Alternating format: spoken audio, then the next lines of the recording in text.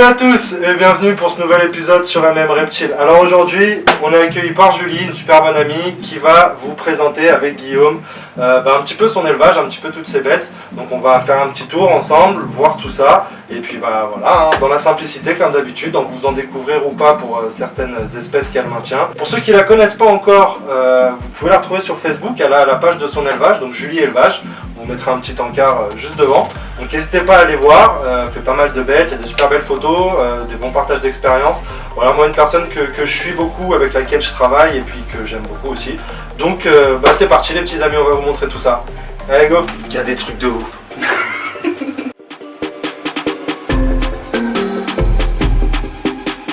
Bon, aujourd'hui on est chez Julie, donc on est content d'être là, hein. C'est de la balle. On va découvrir un peu. Ouais. Bon, je vois qu'on est à peu près sur le même matos là. Par contre, je vois que toi tu mets des isolants, hein, ouais. Comme c'est un peu recommandé. Ouais, je mets des plaques des plaques extrudées pour en fait isoler correctement la chaleur parce que je chauffe par tapis chauffant. Ouais, que par tapis chauffant. Voilà, c'est ça. Ok. Donc ils vont de quoi? Tu choisis un côté je mets à peu près mon tapis chauffant, fait à peu près en gros la moitié avant. Tu prends des gros tapis chauffants? Ouais, j'essaie. La plupart sont assez grosses comme bestioles et du coup j'essaie de leur faire à peu près un quart du terrarium chauffé à 29-30. Ouais. Et puis ils sont tous thermostatés individuellement. C'est ce que je vois, oui, t'as un thermostat là par Terra. Voilà. Moi je sais pas, on n'avait pas trop fait le détail, mais c'est vrai que moi je branche en série, hein, j'ai un thermostat et puis je branche des Terra évidemment, je branche en série des deux mêmes hauteurs, hein, tu sais, il faut que c'est le même volume d'air. Hein. Mais toi, c'est beaucoup plus précis quand même, du coup j'imagine. Hein. En fait, c'était à la base, c'était pour gérer les températures d'hiver et surtout pour les femelles gestantes, pour pouvoir avoir des températures différentes pour les femelles gestantes que pour les mâles par exemple. Ouais, voilà. Ce qui est bien. Par exemple, dès qu'une a ovulé, dès qu'il y en a une, tu es sûr qu'elle est gravide, tu peux lui remonter ses températures plus vite au lieu d'avoir un système où c'est monté en série, voilà. Où c'est comme je fais moi. J'ai envie de te dire, moi, toutes mes femelles, elles subissent la même saison au même moment, mais il faut qu'elles soient toutes d'accord pour être dans cette même saisonnalité, tu vois.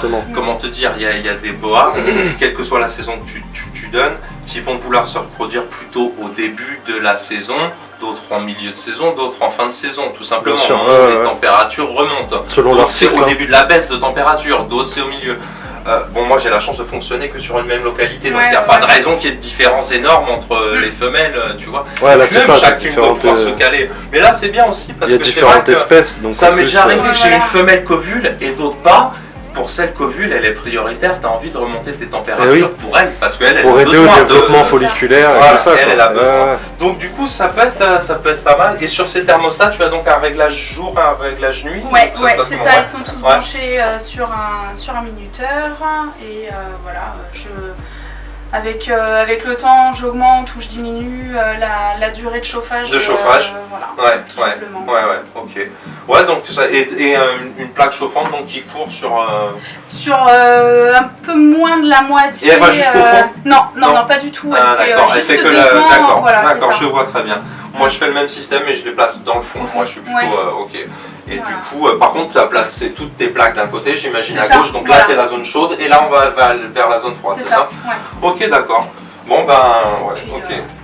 Bon petit système. Ok, c'est sympa. Au niveau du substrat, par contre, moi, je fais plutôt simple. C'est pas des terrariums très jolis. Je fais sur à l'aise et puis. Moi je fonctionne pareil, ouais, je fonctionne pareil moi à l'aise, hein. La plupart du temps, j'en ai quelques-uns aussi sur substrat, mais c'est vrai que les 3/4 sont sur à l'aise. Hein. Ouais, c'est quand même beaucoup plus simple au niveau hygiène et entretien. Et entretien, ça n'a rien à voir. Donc voilà. Bon, on va commencer par...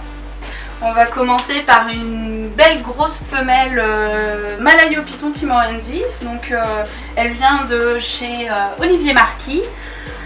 C'est une femelle qui a été importée il y a à peu près une vingtaine, un peu moins d'une vingtaine d'années. Elle aurait dans les 18-19 ans. Donc c'est une grosse femelle. qui a un caractère plutôt... Trempé? Non, ça devrait aller. Je la manipule pas souvent, mais ça devrait aller. Donc là, tu fais le contact. Voilà.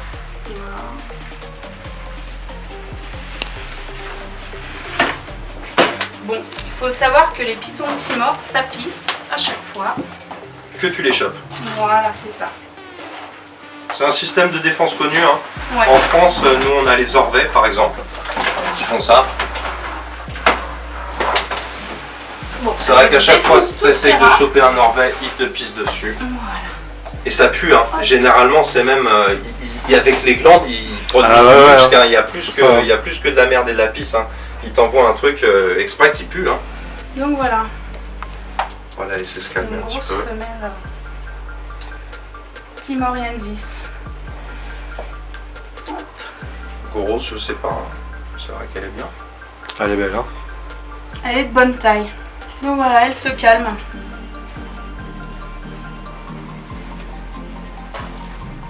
Donc on va bien nettoyer après.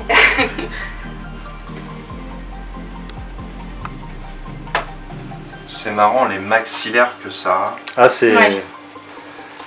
Ça a une gueule très pointue en final, hein. Pas une gueule du tout large Hop. au niveau du... Petit caca. Oh, là, Pour la là, peine. Là, c'est le festival. Eh oui, les amis, c'est comme ça. C'est un système de défense comme un autre. Ah bah, ça fait chier, hein. Je C'est le confirme. cas de le dire. Elle est superbe en tout cas. Elle est magnifique. Ouais. Alors qu'est-ce que tu peux nous dire un peu sur le Timoriensis? Vas-y. Donc bah, le Timor, c'est un python, on va dire, de moyenne taille, qui vient...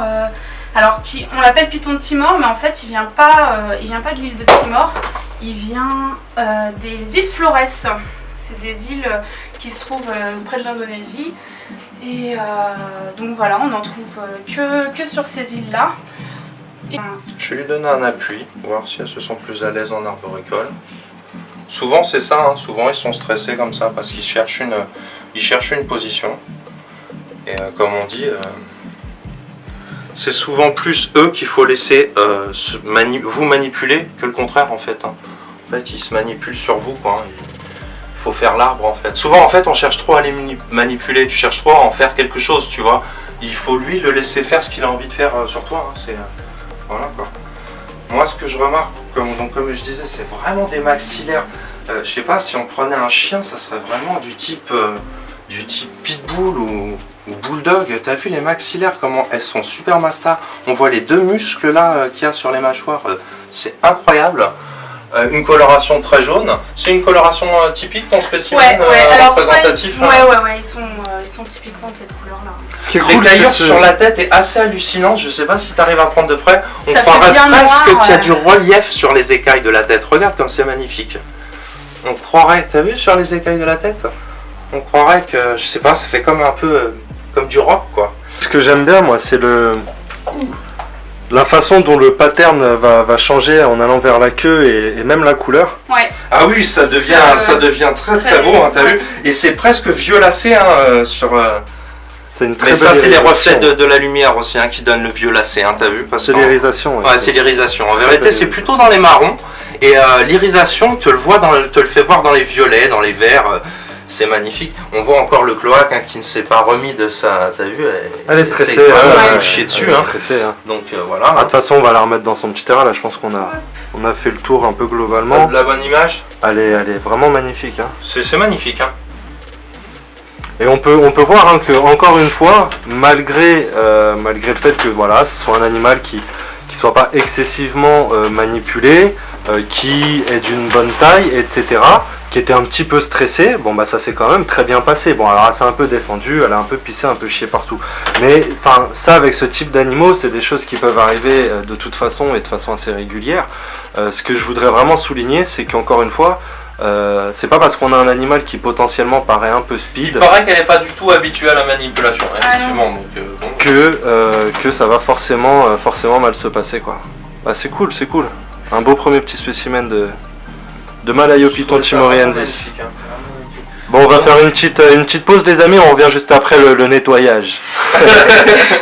Bon, nous revoilà avec les Timors. On en a pris un petit, hein, parce que ta grosse mémère, elle est sympa. Elle prend de la place. Elle prend un petit peu de place. Disons qu'en main, elle est un petit peu, voilà, un petit peu costaude. Je te disais, il y a un truc qui m'étonne vraiment d'entrée de jeu, moi qui suis dans le boa, c'est que les boa constrictors vont être, on en parlait il y a peu, ils vont être le plus colorés sur la queue. Je t'avais dit qu'il y en a qui théorisent que peut-être c'est pour attirer le prédateur plus sur une partie moins vulnérable, évidemment qu'une partie essentielle comme la tête, hein, pour se faire plus attaquer la queue que la tête.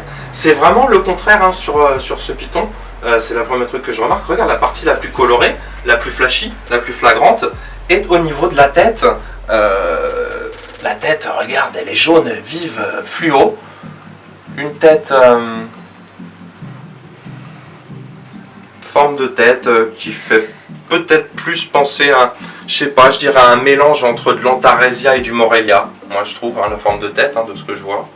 Bah alors, ce qui se dit en fait, c'est que les pitons de Timor, ce serait un croisement entre de l'améthyste et du rétique en fait. Oui. Mais en termes de taille, ça n'a rien à voir, mais...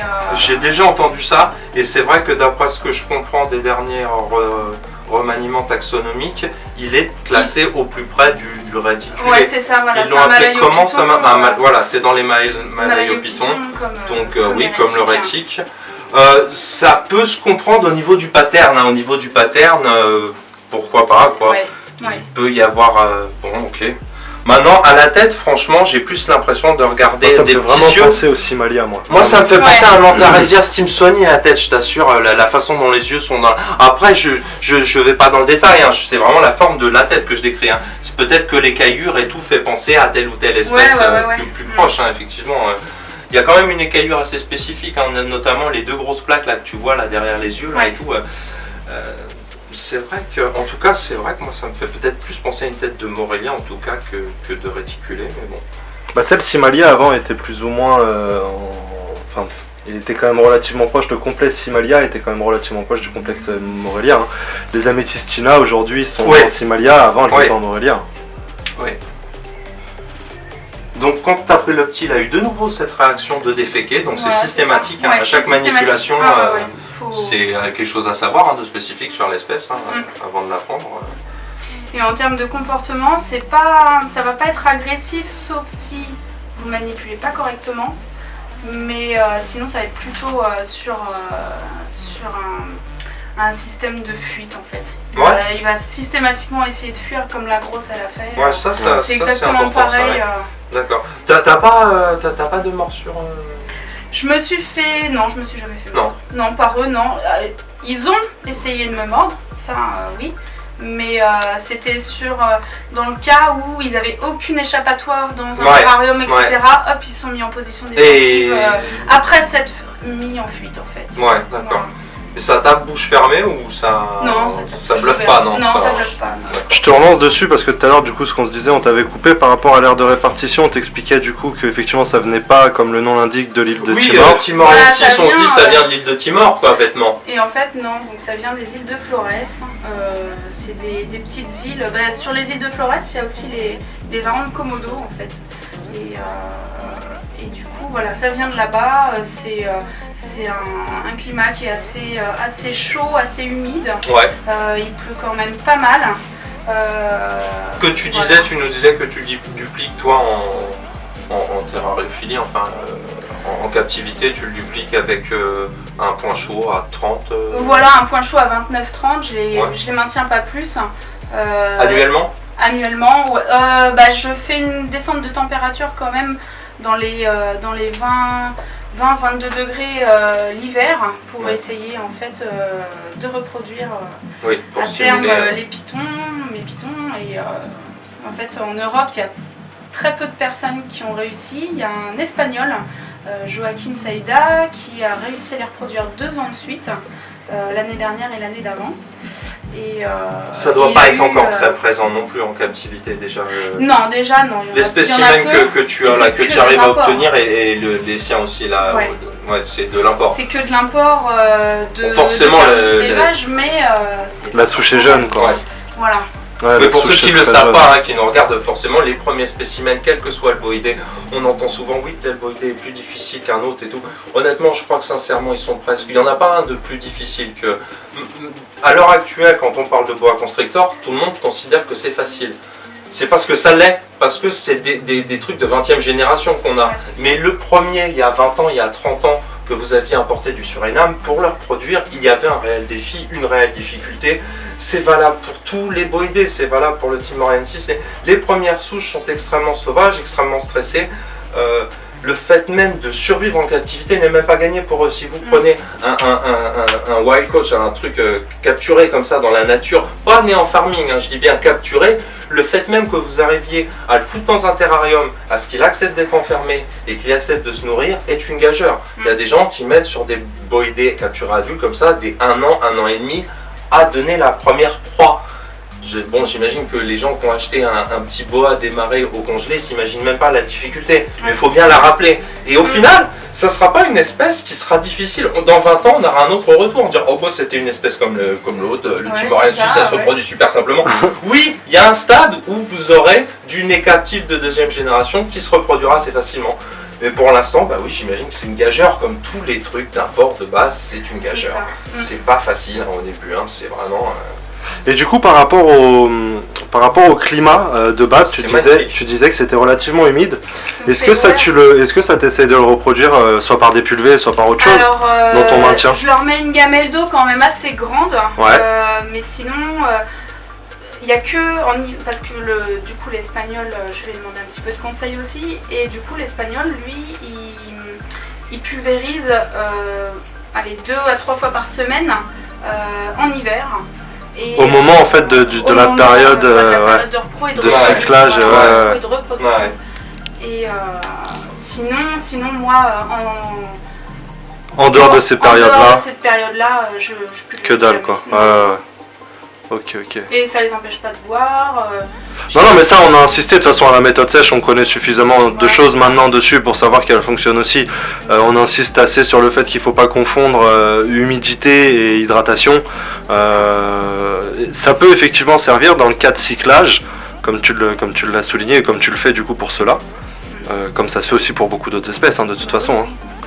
C'est vraiment marrant comment la queue est complètement unie et complètement passe-partout sur la queue, et que le flashy est, comme je disais, quoi, à l'inverse des boa constrictors, c'est vraiment excellent. C'est fou, hein. Tu sais que moi sa queue, elle me fait pratiquement penser un peu au regardez la pattern différence et à la de couleur qu'on atteint. Oui, c'est vrai. Regarde la queue, là, il y a quand même du violet, on passe d'un jaune assez franc, assez vert, un petit peu vert des fois, et puis fluo hein, sur le côté. Hein, regardez sur la tranche comme le jaune change complètement et est vraiment intense. Regardez sur la tranche de la tête là. Attends, je vais te la prendre là. Regarde-moi ça là, c'est vraiment jaune fluo. C'est magnifique. Et sur le dessus de la tête là, t'as vu comment le jaune se mélange au noir pour faire un jaune noir. C'est incroyable. C'est tout à fait magnifique. Et après tu as ce damier qui est vraiment labyrinthe, hein, j'ai envie de dire. On retrouve presque la couleur d'un chênail hein, dans le contraste jaune-noir, t'as vu Et je te dis l'arrière, ce que je disais à Julie me fait penser à Méliasis. Et oui, en fait, oui, c'est vraiment une chimère, hein, ce pythonidé. Hein, c'est vraiment une chimère. Tu retrouves un peu de tous les pythons que tu connais dedans. C'est ouf. C'est un mélange que, voilà quoi. Ça m'étonne pas qu'on ait pensé que c'était un espèce d'hybride de rétique mais en fait, tout le monde peut y voir un petit peu un python que tu connais là-dedans. Hein, c'est incroyable. Hein. C'est incroyable. Puis c'est magnifique. Pour une taille adulte, donc, tu penses sur les femelles de... Je dirais dans les 2m30, avec... donc encore un boïdé qu'on voit du Nil, qui n'est pas énorme, quoi, qui n'est pas... Qui n'est pas géant. Voilà, qui n'arrive pas à être géant, quoi. Ouais, dans les 2m30 pour une femelle adulte de 8 ans, ouais, à peu près. Faut savoir que apparemment la maturité sexuelle serait au-delà de 10 ans, parce que personne n'a réussi à les reproduire avant l'âge de 10 ans. Ouais, d'accord. Ni pour les mâles, ni pour les femelles d'ailleurs. C'est pas rare, j'avais lu ça par exemple sur ce que tu vas nous présenter après. Il est déjà en Les train de loucher. Albertisi. Dave Tracy Barker, tu vois, sur les Albertisi, parlait d'une maturité sexuelle très tardive de 6 à 8 ans. Et qu'en fait, pareil, beaucoup de gens se cassaient la gueule en essayant de reproduire avant. Et ce qui est marrant, c'est qu'ils atteignent en fait, à l'âge où ils vont se reproduire à 8 ans, ils avaient déjà la même taille à 5 ans. Donc tu te dis qu'ils auraient pu se C'est reproduire vraiment une à 5 ans. question Mais de non, ils maturité atteignent cette taille. sexuelle. Et après, il faut juste laisser le temps au temps pour que la bête C'est ça. vieillisse. Et alors qu'en vérité, elle avait déjà la même taille, tu vois, à 5 ans. Quoi. Donc c'est des trucs lents. Moi, j'aime bien, ces espèces qui laissent... oui, la taille compte, Julie, c'est vrai. Non, la taille ne Donc compte vous avancez.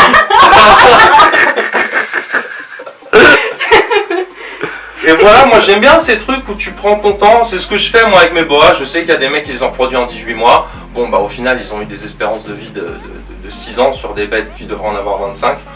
Moi plus les années passent et plus je les prends à 4 ans, je les reproduis à 6 ans, Ouais. et bah qu'il y ait des pitons qui démontrent que de toute façon tu peux pas les reproduire avant, je trouve ça sympa, comme ça au moins, et ben c'est sûr qu'il faut être passionné là, hein, déjà pour...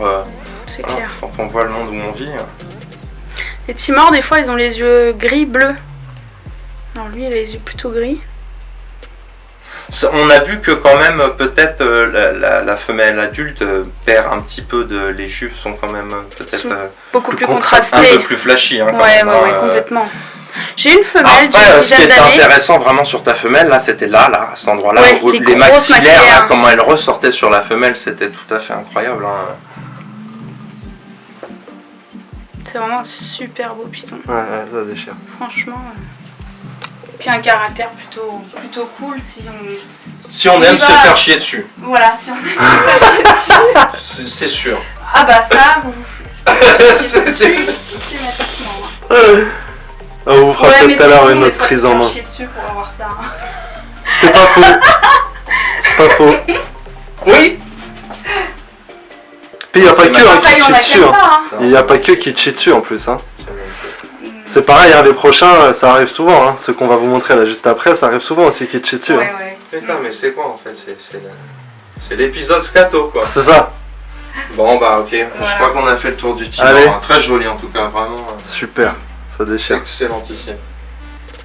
Il était dans son bon. Il n'y a pas d'autres phénotypes naturels Absolument marqués, pas, c'est non. jaune, comme ça il est typique, représentatif, Ouais. et il n'y a pas spécialement Après, de... il y a les pixels qu'on va dire, enfin le pattern qui est un petit peu différent, mais en gros, ouais, c'est quasiment tout pareil. C'est des pixels très, très contrastés là et une queue pas du tout contrastée, Ouais. plutôt marron, Ok. marron grise quoi. Mais ils sont tous comme ça. Excellent. Pas de mutation, c'est bon. Non, je pensais pas à des mutations, je pensais vraiment à Ouais, des phénotypes spécifiques. Comme il peut y avoir des localités chez les boas. Non, je pensais, regarde par exemple, tu vas nous présenter tout à l'heure des Anchietae, je sais qu'il y a des souches d'Anchietae qui sont très contrastées jaune et noir, et d'autres ouais. qui sont grises et noires. Ouais, C'est ouais. deux phénotypes juste naturels. Et c'est vrai que sans parler de mutation, ça présente des spécimens très différents, des morphes, quoi, ce qu'on appelle un morphe, Ouais. mais dans le sens Naturel. naturel du Ouais. mot, quoi. Morphe voulant dire apparence, différentes apparences naturelles, quoi. Voilà, quoi. Très bien, on passe au prochain. Ouais.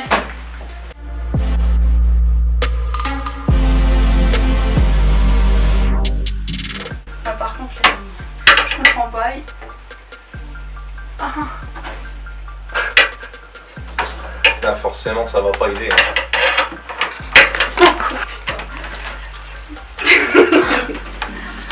il a rien compris. Là, c'est normal. Il la connaît, la pince. Hein. Il y a l'odeur dessus sur la pince. Hein. T'es bien là. T'as pas l'air d'un con là. C'est bon la pince. Ouais, c'est ça.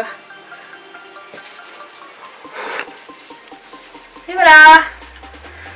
On a une pince Albertisi. Voilà, une nouvelle Ça. pince Albertisi. Pas cher. Prochainement disponible chez Julie Élevage.